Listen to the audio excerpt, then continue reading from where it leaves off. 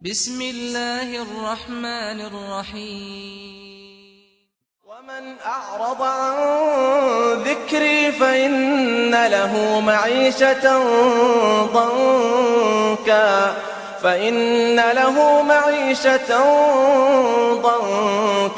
ونحشره يوم القيامة أعمى قال رب لم حشرتني أعمى وقد كنت بصيرا قال كذلك أتتك آياتنا فنسيتها وكذلك اليوم تنسى۔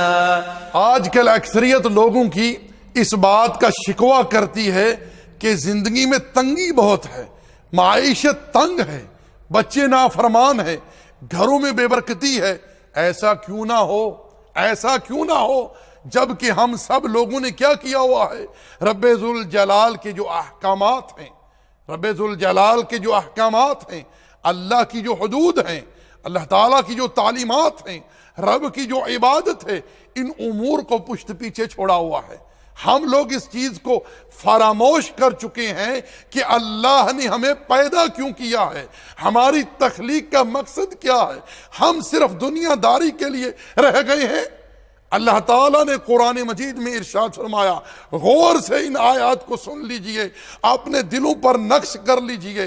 اللہ جل وعلا ارشاد فرماتا ہے، وَمَنْ أَعْرَضَ عَنْ ذِكْرِي فَإِنَّ لَهُ مَعِيشَةً ضَنْكًا وَنَحْشُرُهُ يَوْمَ الْقِيَامَةِ أَعْمَى قَالَ رَبِّ لِمَ حَشَرْتَنِي أَعْمَى وَقَدْ كُنْتُ بَصِيرًا قَالَ كَذَلِكَ أَتَتْكَ آيَاتُنَا فَنَسِيتَهَا وَكَذَلِكَ الْيَوْمَ تُنْسَى۔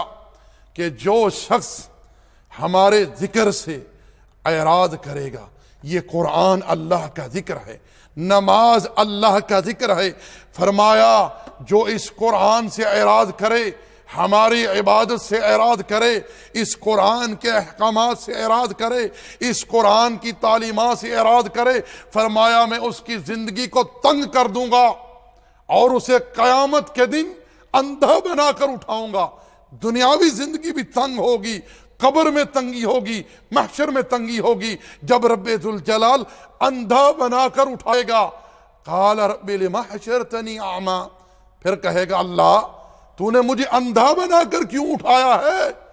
میں تو دیکھنے والا تھا، میرے پاس دنیا میں 2 آنکھیں تھی، میں سب کچھ دیکھتا تھا، ساری رات بیٹھ کر فلمیں دیکھتا تھا، صبح تک ادھر فجر کی نماز ہو رہی ہوتی تھی اور میں ٹی وی کے سامنے بیٹھا ہوا ہوتا تھا، میں ٹیلی فون میں گھسا ہوا ہوتا تھا، فرض نماز کو چھوڑ دیتا تھا لیکن فلمیں ساری رات دیکھتا تھا، میری تو 2 آنکھیں تھیں۔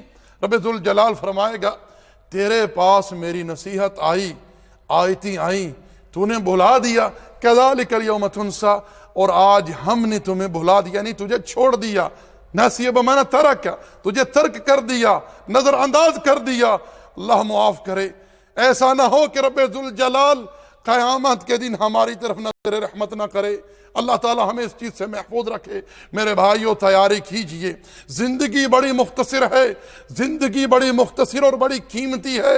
اللہ کے ذکر سے لو لگا لیجئے، اللہ کی عبادت کیجئے، اس حق کو سمجھئے جس کے لیے رب ذوالجلال نے ہم سب کو پیدا کیا ہے۔